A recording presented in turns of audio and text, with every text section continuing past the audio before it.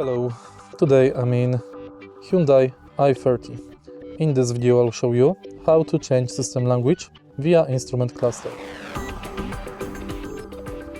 At the beginning, take a look at the instrument cluster and navigate through using Trip button.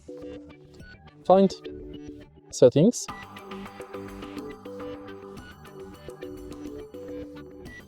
press and hold Trip button long. Use Trip button to move and reset to confirm. Go to Vehicle Settings and find Language. Enter and select New Language from the list. Use Reset button to confirm.